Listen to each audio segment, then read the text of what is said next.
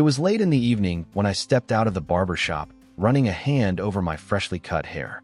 The streets were nearly empty, the glow of neon lights reflecting off the wet pavement. I adjusted my jacket and started walking toward my car when I noticed movement near the corner of the building. 3 tiny shapes slipped out of the shadows, following me cautiously. At first, I thought they were kittens, maybe from some unusual breed. They moved slowly, their eyes catching the streetlight, 3 pairs of bright glimmers in the dark. I paused, and they froze in place, staring at me with wide, unblinking eyes. Their small bodies looked thin, their fur rough, and the way they clung together told me they were scared and hungry. I walked a few more steps, curious to see if they would keep following me. They did.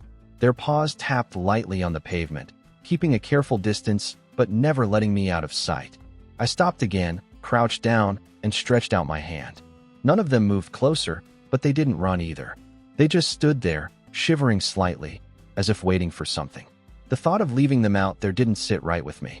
A few feet away, a small kiosk was still open, its bright light cutting into the night. I jogged over, bought 2 packets of wet cat food, and asked for a cheap plastic bowl. The cashier gave me a questioning look, but I didn't bother to explain. When I returned, the 3 little ones were still there, huddled close together near the wall of the barber shop. I knelt down, tore open a packet, and squeezed the food into the bowl. I placed it carefully in front of them and stepped back. For a moment, nothing happened. Then one of them took a hesitant step forward, sniffed, and dug in. The other 2 followed almost instantly. They devoured the food with a desperation that made me ache inside. Their bodies trembled as they licked the bowl clean, their silence broken only by the wet sound of eating. When they finished, they lifted their heads all at once and looked at me. Not a single meow, not even a sound. Just 3 sets of golden eyes staring steadily. I rubbed the back of my neck, uneasy at their quietness. Maybe they were just too weak, I told myself. Maybe they'd been out here too long without help. I stood up, gathered my things, and started toward my car. Their paws tapped softly against the pavement as they followed without hesitation. Every time I looked back, they were there, close together, eyes fixed on me. By the time I reached the car, it was obvious they weren't going to leave.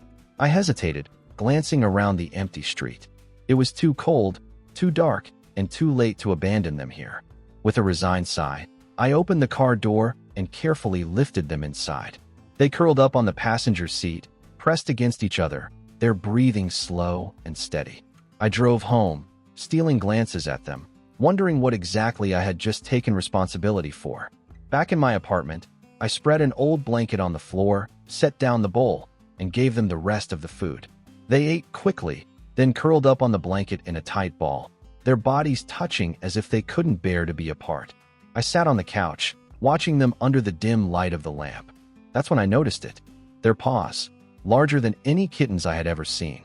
Their fur wasn't sleek like domestic cats, but thick, patterned with faint rosettes. And their silence, broken only by low, throaty sounds, made me shiver. I leaned back, a frown forming. These weren't ordinary kittens, not by a long shot, but it was too late to figure that out now. They were here, asleep on my floor, and for tonight at least, they were my responsibility. By morning, the apartment felt different. The 3 little ones had slept in a tight knot on the blanket, their breathing a slow rise and fall that matched the hum of the pipes in the walls. When I stepped into the living room, they lifted their heads at once. No meows, no pleading chirps, just 3 steady, golden stares tracking my every move. I decided the bathroom would be safer for them and for me. It was easy to clean, warm, and small enough that they wouldn't disappear under furniture. I gathered the blanket, rinsed the plastic bowl, and carried everything down the hallway. The tiles were cool under my feet.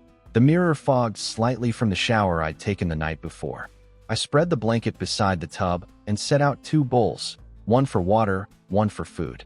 For a moment I hesitated, then wiped the floor once more and dried it with a towel. The place looked almost clinical. White tiles, chrome fixtures, a small window cracked open for air. I called softly and tapped the doorframe. They came, padding in a loose triangle, paws soundless on tile, noses flaring at the smells of soap and damp cotton. They circled the water bowl first. One drank, head bobbing in short, careful motions. The other 2 waited, then switched places without a sound. When I set a little food out, they ate in a line, shoulders touching. Again, no meowing, no clatter, just the wet rhythm of eating and the faint rasp of rough tongues against the bowl. Up close, their fur looked thicker than I had noticed last night, tipped with pale silver hairs that caught the light. I sat on the edge of the tub and watched them. Every movement was precise.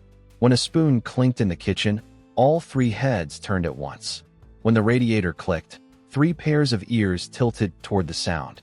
Kittens usually relax once they're fed. These three stayed taut, like springs coiled just enough to hold. I texted a friend to say I'd be working from home, then set about turning the bathroom into a small den. I rolled up bath mats, moved the laundry basket into the hallway, and folded another towel into a low pillow. A small cardboard box became a shelter, its top cut wider so light could spill in. When I slid it beside the blanket, one of them ducked in immediately, then backed out again to rejoin the others. They did everything together. Around noon, I cracked the door to check on the mail. The neighbor from across the hall, a tall guy in his 30s named Evan, stepped out with a bag of recycling. He heard a sound from my bathroom, just a faint scrape, followed by a low, rough exhale, and paused. "You get a cat?" he asked, tipping his chin toward the door. "3, I said, forcing a smile. "Found them last night." Evan grinned, then frowned as another sound drifted out. Something like a miniature rumble. "That didn't sound like a cat, man." "They're unusual," I said. "Maybe some fancy breed. I'm figuring it out." He laughed once, not quite convinced. "Well, good luck. Holler if you need a carrier." When he left, I shut the door gently and leaned my forehead against the wood for a second. The room on the other side was quiet again, but the doubt he'd planted pressed in. I crouched beside the blanket and studied them in daylight. Their paws looked oversized for their legs. Their fur wasn't the tidy short coat of house cats. It had depth to it, a dappled pattern that seemed to shift when they moved. One of them lifted a paw and placed it on my wrist, soft, but heavier than I expected from something that small. I talked to them in a low voice while I worked on my laptop at the doorway, answering emails between glances. They slept in rotations, two dozing while the third kept half an eye open. When the window creaked, they all woke and stared at the sill as if the sound belonged to a living thing. A few times, one of them made a noise, short, breathy, almost like a cough, except it wasn't. It scraped low in the throat and ended in a whisper. I felt it more than I heard it. By late afternoon, a winter blue light pooled on the tiles. I fed them again, then sat on the floor with my back to the tub while they ate. They finished, licked their paws, and arranged themselves in a triangle around the box, facing outward. Guard positions, my brain supplied before I could stop it. I shook the thought away and replaced it with something safer. They were street tough, that was all. Evan's voice floated through the door in the early evening as he headed down the stairs to meet someone. "You sure those are cats?" I didn't answer. I didn't know how. When night settled, I carried the laptop to the coffee table and left the bathroom door cracked an inch. The apartment went quiet in that way buildings do, the slow settling of heat in the walls, the city humming through glass. I must have dozed off on the couch because the next thing I registered was a shape at the edge of the bathroom light and a sound like gravel rolling somewhere deep in a small chest. I sat up, pulse thudding. The sound came again, low, guttural, too steady to be a cough. It wasn't a hiss either. It rumbled through tile and water and bone, a tiny engine catching. One of them answered with a shorter version, and then all was still, as if the room itself held its breath. I stood and went to the doorway. 3 small silhouettes lifted their heads from the blanket and looked at me. Their pupils were wide, their ears forward. I whispered easy, not sure who I was trying to comfort. They blinked, settled, and went quiet again. Back on the couch, I stared into the dark. The longer I waited for sleep to return, the more the details estranged themselves from the story I'd told myself. 3 kittens who never meowed. 3 kittens who moved like they understood each other's thoughts. 3 kittens whose paws were already too big for the bodies they carried. Somewhere in the building a door clicked shut and footsteps receded down the stairs. In the bathroom, a pipe ticked as it cooled. From the blanket came a final soft rasp, like a word that didn't belong to any house cat I'd ever known. I lay there with my eyes open, listening to the quiet pressure of the night, and realized I was no longer sure what I had brought home, or what it would ask of me next. The morning after that restless night, I sat at my kitchen table with a mug of coffee gone cold, staring at my phone. The sounds I had heard, the guttural rumble, the scraping breath, echoed in my head. Ordinary kittens didn't sound like that. I opened the browser and began searching. First, I typed, "kittens with spotted coats." The screen filled with images of domestic cats, Bengal mixes, Ossicats, Savannahs. They had spots, yes, but sleek, short coats and narrow paws. Nothing like the thick, clouded fur of the three curled up in my bathroom. I refined the search, wild cat kittens with big paws. That's when the results shifted. Snow leopard cubs stared back at me from the screen, their pale gray fur patterned with faint rosettes, their tails long and fluffy, their eyes golden. My stomach clenched. The resemblance was frighteningly close. I scrolled faster, comparing every photo to the memory of the cubs stretched on the green blanket. Oversized paws, tufts of fur around their ears, the thickness of their coats. Every detail matched. I even found a short clip of their vocalizations. The moment the low rasp poured from my speakers, my heart dropped. It was the same sound I'd heard at night, muffled through tile walls. I leaned back, rubbing a hand over my face. Snow leopards. Endangered, wild, belonging to high mountains, not the tiled floor of my bathroom. My pulse hammered as the truth pressed in. I wasn't caring for stray kittens. I was harboring 3 predators. Still, doubt gnawed at me. Maybe I was exaggerating. Maybe they were some exotic domestic breed I hadn't heard of. I needed someone else to confirm. By mid-morning, I grabbed my jacket, scribbled a note for the cubs' feeding schedule, and headed to the nearest pet store. The bell above the door chimed as I stepped inside. The air smelled of cedar shavings and kibble. Behind the counter stood a young man stocking shelves. He looked up with a smile. "Need supplies?" "Yeah," I said, clearing my throat. "Wet food. Lots of it." I loaded several cans into a basket, then hesitated. My nerves itched. Finally, I decided to risk it. "Listen, I found 3 little ones outside a barbershop a couple nights ago. Thought they were kittens. But they don't meow. They growl. Their paws are huge. Their fur, it looks almost spotted." The man's smile faded. "Spotted? Big paws. How big are we talking?" I held my hands apart. Like this. Bigger than they should be at their size. He set down the stock he was holding. "Those aren't kittens. Sir, you're describing snow leopard cubs." The words hung in the air, heavy and sharp. "You're sure?" "I volunteered at the zoo," he said quickly. "I know what they look like. And if that's what you've got, you need to call someone. You can't keep them in your house. It's not safe for you, and it's not safe for them." My mouth went dry. I paid for the cans, muttered thanks, and left the store with the weight of his warning clinging to me. The walk back felt endless. The city sounds muted, my thoughts racing.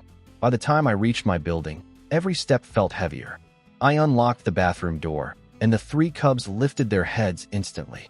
Their golden eyes fixed on me, their bodies tense, their movements precise.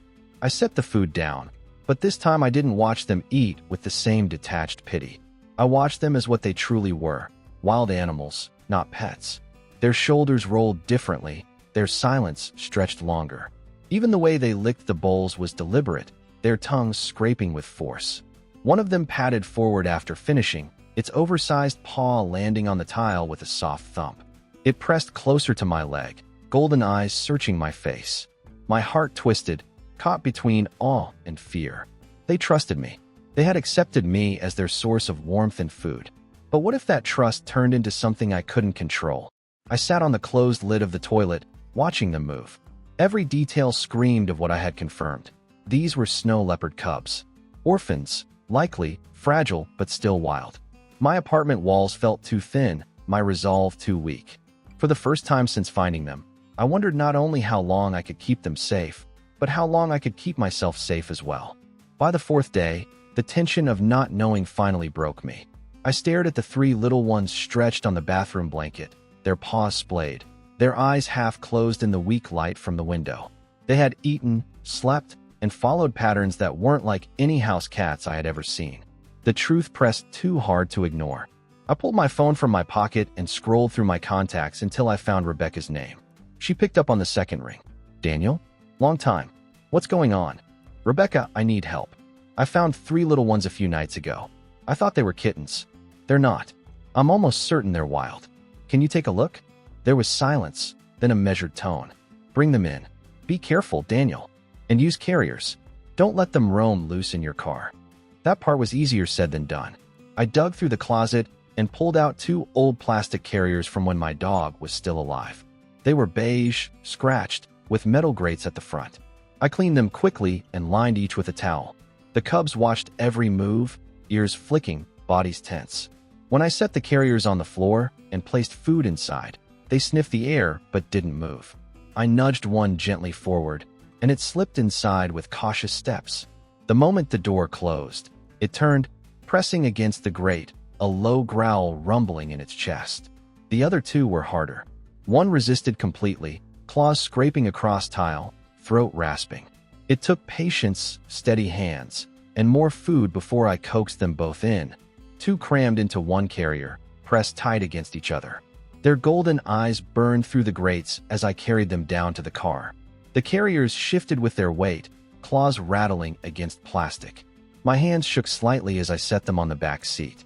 The drive across town was long, every stoplight stretching time, every sharp turn making them hiss and rumble low in unison. Rebecca met me at the side door of the clinic. She wore her usual scrubs, hair tied back, eyes narrowing when she saw the carriers. Let's get them inside. In the exam room, the cubs crouched against the corners of the carriers, their shoulders stiff. Rebecca moved calmly, speaking in soft tones as she opened one door and coaxed the first cub out. It resisted, claws slipping on the metal table, but she held it firmly. Her hands moved with practiced care as she checked teeth, ears, and eyes. The cub snarled once, then stilled. After a long moment, she exhaled. Daniel, these are snow leopard cubs. 3 of them. About 4 months old, underweight but healthy enough. You were right. They're wild, not domestic. I swallowed hard. Hearing it confirmed made my chest feel heavy. So what do I do? You can't keep them, she said firmly. It's unsafe, and it's wrong for them. They need to be raised in a controlled environment, taught to survive in the wild. I'll contact the Wildlife Service. They work directly with a rehabilitation center that specializes in big cats. I nodded, my throat tight.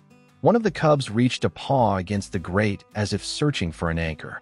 My hand moved toward it before I caught myself. I had given them food and warmth, but I couldn't give them the life they needed. Rebecca stepped out to make a call, leaving me alone with the carriers. The cubs pressed against the grates, their eyes fixed on me. For a moment, I almost wished I hadn't found them. The weight of their survival was too heavy for someone like me. When Rebecca returned, her face was serious. The Wildlife Service is sending a team. And Daniel, they have reports from the mountains. A female snow leopard was found dead not far from the highway 2 days ago. Likely the mother. The room went silent. My breath caught in my chest. So they're orphans? She nodded. Most likely. Without intervention, they wouldn't survive. You bringing them here may have saved their lives. I looked at the 3 pairs of golden eyes staring back at me, and the weight in my chest deepened. Orphans. Survivors. And for now, still mine to protect until I could let them go. 2 mornings later, the Wildlife Service arranged for me to bring the cubs to a rehabilitation center in the foothills. I loaded the carriers into the back seat of my car, their golden eyes watching me through the grates. They were restless, shifting against each other, low sounds vibrating in their throats. As I pulled out of the city, the streets gave way to long stretches of road winding toward the mountains. The center appeared beyond a chain-link fence, its buildings low and simple against the backdrop of pine forests.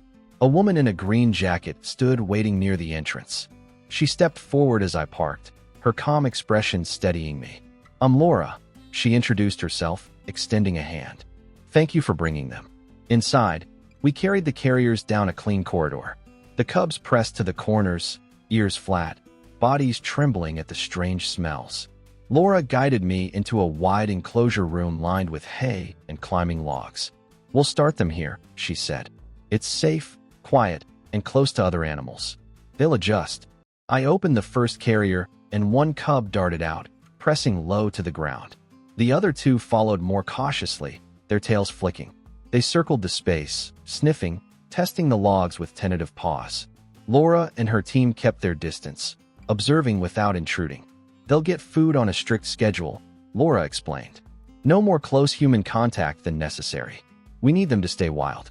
Our job is to give them the strength and instincts they'll need to survive back in the mountains." I nodded, but my chest ached. Watching them explore felt like losing something I didn't realize I had gained. One of the cubs broke away from the group, padding straight toward me. It pressed its paw against my boot, eyes lifted to my face. Another came close, brushing its head lightly against the carrier I still held. Laura touched my arm gently. "They'll remember you," she said. "But they'll belong to the wild again soon." I crouched down, my voice low. "Stay strong. You deserve that chance." The cubs blinked, then turned back to the others, as if answering some silent call. Leaving the enclosure was harder than I expected. The sound of the latch clicking shut echoed in my chest. Laura walked me back to the car. "You've done the right thing," she said. "Without you, they would not have survived." The drive home felt longer than the journey there. The carriers lay empty in the back seat, their silence heavy. My apartment felt hollow when I stepped inside, the bathroom clean and bare, the blanket folded away. I sat for a long time, caught between sadness and pride. I hadn't planned for this, hadn't wanted it, but the weight of doing right steadied me. Months passed. Life returned to its routines, though their faces often drifted into my thoughts. One evening, an email arrived from the center. The subject line read, "Update on your cubs." My heart raced as I clicked. The attached video played in the glow of my screen. A snowy mountainside stretched wide under clear blue skies. Across the slope, 3 young snow leopards bounded together, larger now, their movements powerful yet playful. Their coats gleamed, their tails swayed in rhythm, and their paws gripped the rock with ease. They moved as one, strong and free. A line of text appeared beneath the footage. "They're thriving." I leaned back, breath catching, eyes wet. That night outside the barbershop had seemed like chance, but it had become something far more.